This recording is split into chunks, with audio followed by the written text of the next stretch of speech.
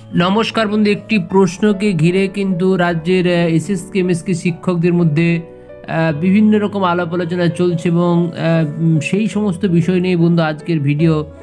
যে SSK MSK শিক্ষকদের যে ইপিএফ দেওয়া হচ্ছে কোর্টের অর্ডারে, অনেকটাই দেওয়া হবে এমনটাই শোনা যাচ্ছে। তো সেখানে দাঁড়িয়ে ইপিএফ পেলে কি এই ধরনের যারা ছাড় নিয়েছেন তাদেরকে অনেক সুবিধা হবে, বা কারা এই ইপিএফ পেলে সুবিধা পাবে, বা আদৌ 65টা ইপিএফ পাবেন কি না সেই নিয়ে অনেক প্রশ্ন। এখন বন্ধু, ইপিএফ পেতে হলে, ইপিএফের সুবিধা পেতে হলে, মানে ন্যূনতম পেনশন পেতে গেলে 9 বছর 6 মাস ইপিএফ কাটাতে হবে। তাহলে সেখানে যাদের বয়স 50 পেরিয়ে গেছে তাদের পক্ষে কিন্তু ইপিএফে কাটানো সম্ভব নয়, কারণ ইপিএফ তাদের যে সুবিধা সেইটা তারা সম্পূর্ণ সুবিধা পেতে পারেন না। কারণ 58 বছর পর্যন্ত যদি ইপিএফ কাটা হয় তাহলে সেই জায়গায় দাঁড়িয়ে 50 বছর হলে তার 8 বছর ইপিএফ কাটছে, মানে তিনি যে টাকাটা জমাবেন সেই টাকাটার ইপিএফের যে 8% আর ইন্টারেস্ট সেইটুকুনি তিনি পাবেন। এবং এতে আর সেরকম কিছু ফেসিলিটি নেই। তিনি যদি 1200 টাকা তার কাটা হয়, গভর্নমেন্টের পক্ষ থেকে আর 1200 টাকা দেওয়া হবে, মানে 2400 টাকা করে তার মাসে জমা হবে। কিন্তু তিনি ওই টাকাটা 2400 টাকা ইন্টু বছর 12 মাস ইন্টু 8 বছর গুণ করে যে টাকাটা, সেটার 8% ইন্টারেস্ট, বা যখন যেরকম ইন্টারেস্ট থাকে এটাই। কিন্তু যাদের 52-53 হয়ে গেছে, 54 হয়ে গেছে, তাদের কিন্তু ওই বছর ইপিএফ কাটিয়ে বিরাট কিছু ফায়দা নেই। কারণ 60 বছরের যে চাকরি, অর্থাৎ তারা 5 বছর যে স্যাক্রিফাইস করছে সেই অনুযায়ী গভর্নমেন্ট তাদের কথা কিছু ভাবনা চিন্তা করছে না।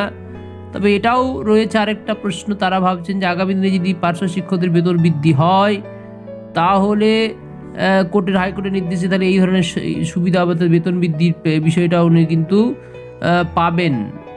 তো অর্থাৎ তারা বেতন বৃদ্ধি হতে পারে সেই সমস্ত এসএসকে শিক্ষক যারা পার্শ্ব শিক্ষক অফসেট নিয়েছেন।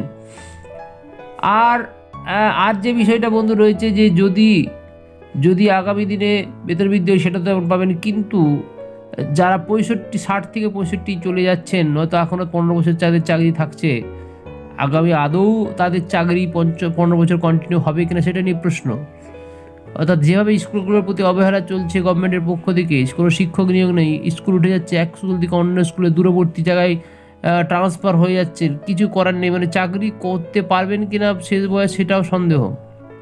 তাই সবাই মিলে মানে জলে কুমির আর ডাঙায় বাঘ এইরকম বন্ধু পরিস্থিতির মধ্যে রয়েছে। তো কোনটা যে ভালো হবে কোনটা যে খারাপ হবে বন্ধু সেটা কিন্তু বোঝা যাচ্ছে না। সব বিষয়গুলো তুলে ধরলাম, যে 65 থাকলেও আগামী দিনে 65 পর্যন্ত আপনারা চাকরি করতে পারবেন কি না, স্কুল থাকবে কি না সেগুলোও প্রশ্ন। আবার যারা 50 পেরিয়ে গেছেন ইপিএফ পেলে যে বিরাট সুবিধা পাবেন তা নয়। তবে বন্ধু যাই হোক, যদি ইপিএফে 9 বছর 6 মাস কারো কাটায় এবং সেখান থেকে দাঁড়িয়ে এই 9 বছর 6 মাস ইপিএফ কাটার পর থেকে তিনি কিন্তু পরবর্তীকালে এককালের একটা ভালো টাকা এবং পেনশন পেতে পারেন। তবে আবার এটাও অনেকে বলছেন যে যদি ইপিএফটা, যে মামলা চলছে দীর্ঘদিন থেকে ইপিএফ, সেই ইপিএফ যদি জিতে যায় তাহলে কিন্তু এই যে পার্শ্ব শিক্ষক অপশনে যারা ইপিএফ নিয়েছেন, অর্থাৎ এসএসকে এমএসকে যারা রয়েছেন পার্শ্ব শিক্ষক অপশনে, তারা কিন্তু নিয়োগের দিন থেকে ইপিএফ, মানে 2004 সাল 5 সাল থেকে ইপিএফ পেলে অনেক টাকাই কিন্তু লাভবান হবে। তো সবটাই বন্ধু আপনাদের সামনে তুলে ধরলাম। এখন এই হলে এই হবে, কিন্তু এখনও কিছুই হয়নি, হাতে অর্ডার নেই। হাতে যে অর্ডার হাইকোর্টের, সেই অর্ডারটি হলো পার্শ্ব শিক্ষক যারা অপশন নিয়েছেন তাদের ইপিএফ দিতে হবে। 60 অপশনে যারা রয়েছে এইটুকুন কিন্তু বন্ধু রয়েছে। 65-র জন্য আদৌ ইপিএফ দেওয়া হবে কিনা সেই নিয়ে কিন্তু অনেক প্রশ্নচিহ্ন রয়েছে, সেই নিয়ে মামলাও চলছে। তবে অনেকেই বলছেন যে 65দের পক্ষে ইপিএফ পাওয়াটা সহজ নয়। সব কিছুই বন্ধু তুলে ধরলাম। তবে গভর্নমেন্টের পক্ষ থেকে এখনও কোনো, তাই সেখানে দাঁড়িয়ে এই হাইকোর্টের অর্ডারকে কোর্ট মান্যতা দিয়ে কি এখনই কোনো অর্ডার বা কোনো কিছু নোটিফিকেশন জারি হয়নি।